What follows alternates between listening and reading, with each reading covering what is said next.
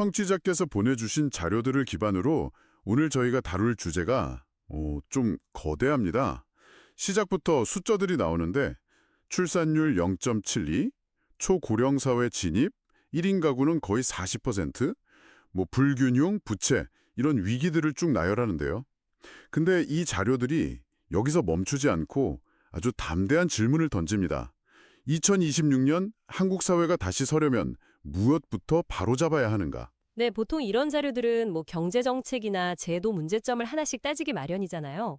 근데 이건 접근법 자체가 굉장히 달라요. 단순한 비평이 아니라 마치 의사가 환자를 앞에 둔 것처럼 한국 사회 전체에 대한 진단서랑 처방전을 한꺼번에 내놓고 있거든요. 맞아요. 그 관점이 워낙 선명하고 파격적이라서 저희가 한번 깊이 따라가 볼 만한 것 같습니다. 네. 특히 눈에 띄는 게 2025년부터 2027년, 딱 3년. 이 3년을 한국 사회의 운명이 걸린 결정적인 시기라고 딱 못을 박아요. 그렇죠. 그냥 정책 몇 개 손보는 수준이 아니라 사회 전체의 근본적인 대수술 혹은 대청소가 필요하다는 주장인데 이게 대체 무슨 뜻인지 한번 첫 번째 진단부터 뜯어보겠습니다. 좋습니다. 이 자료 표현을 그대로 빌리면요. 2025년, 2026년, 2027년, 이 3년 동안 대한민국은 공사에 들어간다. 이렇게 선언을 합니다. 공사요? 굉장히 비유적인 표현이네요. 건물을 새로 짓는 것처럼 사회를 뜯어고친다는 그런 의미일까요? 정확합니다. 근데 그냥 낡은 부분 고치는 정도가 아니에요. 지난 수십 년간 우리가 고도 성장에 취해서 아니면 당장 편하니까 애써 외면하고 덮어뒀던 모든 문제들 있잖아요.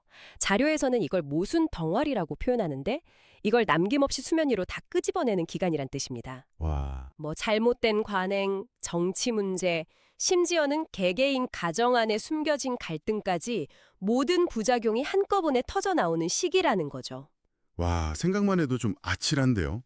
마치 클 수술을 앞두고 CT나 MRI를 찍어서 네, 맞아요. 몸속에 숨어있는 염증이나 종양을 하나도 빠짐없이 찾아내는 그런 과정 같군요. 근데 왜 하필 2025년에 시작해서 2026년이 그 중심이라고 보는 걸까요? 자료가 어떤 구체적인 데이터를 제시하지는 않아요. 다만 그동안 억눌려 왔던 문제들이 더는 못 버티고 임계점에 도달하는 시기를 이쯤으로 예측하는 것 같아요. 2025년은 그 문제들이 본격적으로 터져나오기 시작하고 2026년은 그 고통과 혼란이 최고조에 달하는 해라는 거죠. 그래서 이 과정이 아무리 고통스러워도 절대 불평하거나 외면하지 말자. 정면으로 마주하고 이겨내야 한다. 이렇게 아주 강하게 주문하고 있습니다. 핵심 메시지는 결국 어설프게 덮지 말고 골문 상처는 전부 터뜨려라 이거군요. 그렇게 드러난 문제들을 2026년 하반기부터 정리하고 2027년쯤 해결의 실마리가 보인다. 이런 3개년 로드맵이네요. 바로 그 지점입니다. 이 고통의 터널을 통과해야만 한국 사회가 다음 단계로 갈 수 있다는 거죠. 네. 그런데요, 지금까지는 한국 내부 문제였잖아요.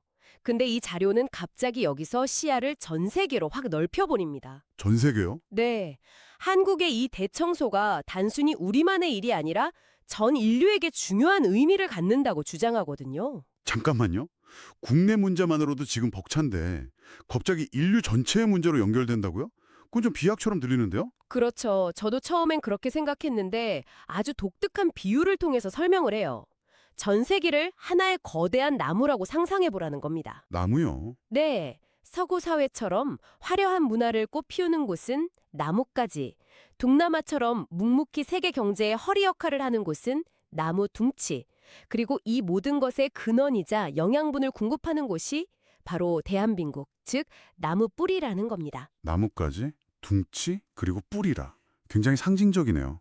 그러니까 뿌리가 썩으면 나무 전체가 위험해지듯이 한국 사회가 바로 서야 세계 전체가 건강해질 수 있다. 이런 논리인가요? 네, 바로 그겁니다.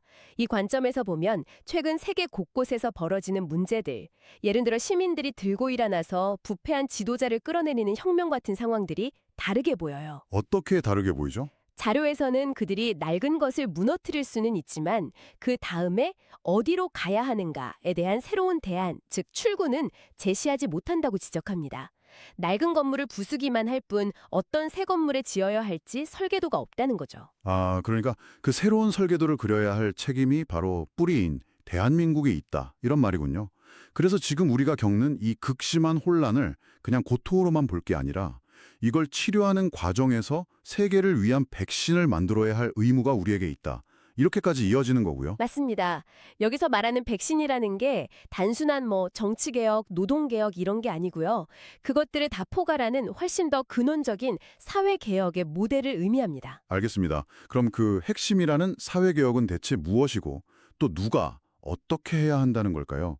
보통 이런 거대한 개혁은 정부나 어떤 위대한 리더를 떠올리게 마련인데 그렇죠. 하지만 이 자료는 그 주체를 정부나 특정 단체가 아닌 사회인, 즉 평범한 국민 한 사람 한 사람에게서 찾습니다. 국민 개개인이요? 네, 사회의 근간이 바로 서야 그 위에 있는 정치, 경제, 노동, 심지어 종교까지도 제자리를 찾을 수 있다는 겁니다. 그리고 그 사회의 주인은 다름 아닌 시민, 바로 우리 자신이라는 점을 아주 분명히 못 박아요. 사회의 주인이 국민이라는 건 민주주의의 기본 원리인데 이 자료가 특별히 더 강조하는 지점이 있나요? 네, 여기서 한 걸음 더 나아가서 대한민국 사람들은 모두 지식인이라고 규정을 합니다. 지식인요? 이게 단순히 학력이 높다는 뜻이 아닙니다.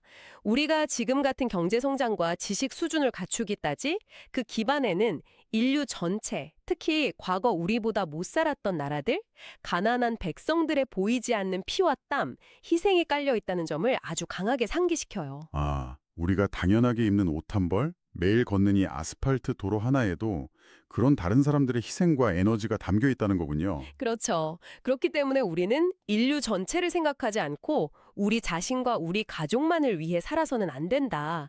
이런 일종의 문명사적 책임론으로 자연스럽게 연결이 됩니다. 네. 그리고 바로 이 지점에서 어찌 보면 굉장히 낡고 오래된 개념처럼 들리는 민족의 역사적 사명이라는 카드를 꺼내듭니다. 민족의 사명이요? 솔직히 교과서에서나 봤던 표현이라 조금 낯설게 들리는데요. 인류 공용에 이바지한다 이런 문구요? 바로 그겁니다. 자료는 우리가 세계에서 가장 가난했던 시절부터 이미 인류 공영에 이바지해야 한다는 거대한 교육을 받아왔다는 사실을 지적해요. 특히 지금 사회의 허리 역할을 하는 베이비 부머 세대와 X세대가 이 교육을 가장 집중적으로 받았다는 거죠. 아, 그랬죠. 그리고 이들이 바로 하늘의 자손이라는 뜻의 천손. 그리고 널리 인간을 이롭게 한다는 홍익인간 지도자로서의 사명을 부여받은 세대라고까지 주장합니다. 잠깐만요. 천손이나 홍익인간은 단군 신화에 나오는 개념이잖아요. 21세기 사회 경제 문제를 진단하는데 5,000년 전 신화적 개념을 끌어오는 건 정말 대담한데요. 이건 어떤 의미로 받아들여야 할까요? 맞습니다. 이게 역사적 사실이라기보다는 한국인의 정신적 DNA에 각인된 일종의 사명의식이라는 원형으로 재해석하는 겁니다. 아, 원형이요? 우리는 인류를 위해 뭔가 큰 일을 해야 할 민족이다. 이런 교육을 받고 자란 세대가 이제 사회의 주역이 되었으니 그 사명을 실현할 때가 왔다는 거죠. 알겠습니다. 신화적인 개념을 현대적으로 재해석해서 우리의 시대적 사명을 일깨우려는 시도군요.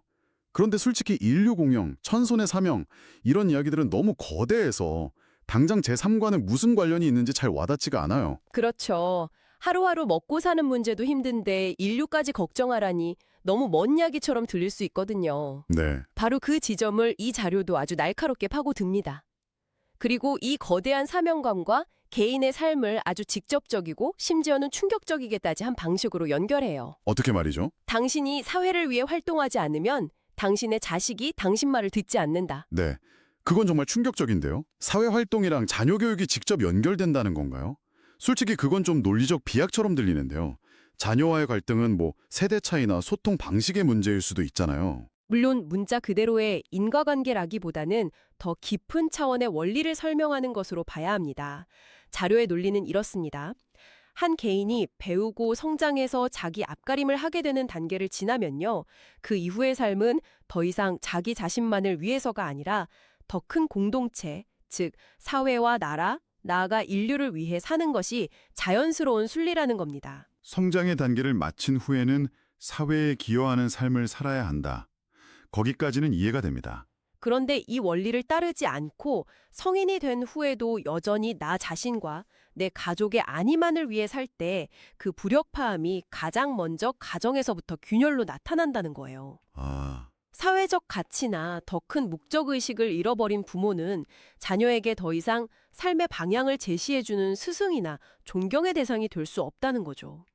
자식이 부모 말을 안 듣고 아내가 남편을 존중하지 않는 현상들이 모두 이 근원적인 목적 상실 문제랑 연결되어 있다는 어떻게 보면 굉장히 무서운 경고인 셈입니다. 아, 그러니까 단순한 반항이나 세대 차이의 문제가 아니군요. 부모가 더 클 사회적 이상을 향해 나아가는 모습을 보여주지 못할 때 가정 내에서의 리더십 자체가 흔들린다는 의미로 해석해야겠네요. 와, 사회적 책임을 다하는 것이 결국 나의 개인적인 삶과 가정의 행복을 지키는 가장 근본적인 길이 된다니 이건 정말 관점의 대전환입니다. 그렇습니다.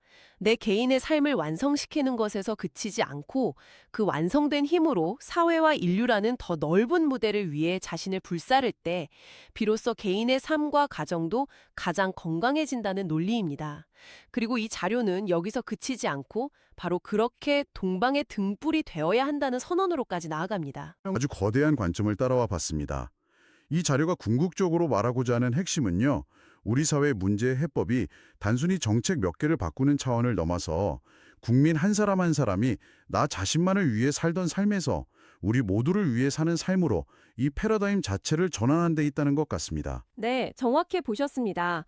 성장을 마친 개인이 마땅히 져야 할 사회적 책임을 다하는 것, 그것이 곧 무너진 사회 질서를 바로 세우는 첫걸음이자 심지어 깨어진 가족관계를 회복하고 개인의 삶을 완성하는 궁극적인 열쇠가 될 수 있다고 말하고 있습니다. 네, 우리 각자에게 당신은 무엇을 위해 살고 있는가? 라는 아주 근원적인 질문을 던지는 메시지이면 틀림없습니다. 오늘 이 깊이 있는 분석을 들으신 청취자 여러분께 마지막으로 생각해 볼 질문을 하나 던지면서 마무리할까 합니다.